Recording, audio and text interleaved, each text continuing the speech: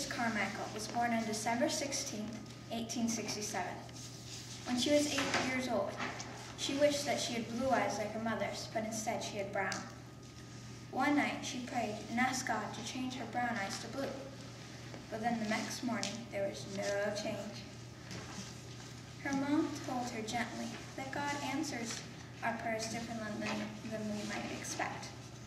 Unexpectedly, her father died when she was only 18 and made a hard life for the family.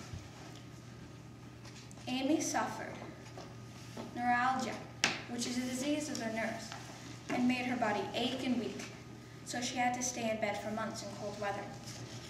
When she was 20, she was trying to figure out what to do with her life.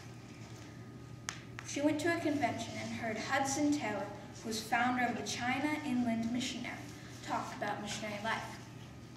After much praying, Amy decided to become a missionary.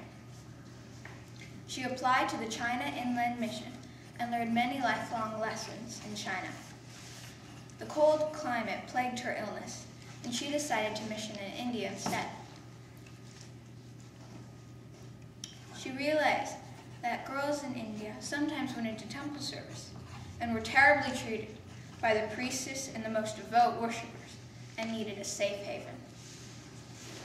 Boys too went into temple service, but they mainly went into drama companies with promises of riches and were brought up terribly and almost never had a chance to hear about the one true God.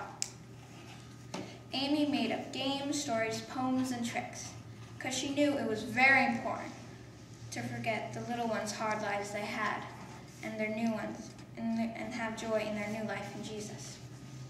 The cruel temple people kept their secret their practices, so Amy disguised herself by dyeing her skin and listened to well gossip and finally stepped into the temple where she knew the truth.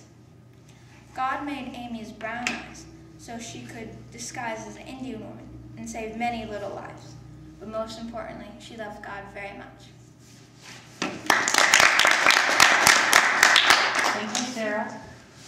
I said thank you. Oh, thank you. And if anyone needs to learn more about Amy Carmichael, I really had fun with this book. It's called With Daring Faith, a biography of Amy Carmichael by Rebecca Henry Davis.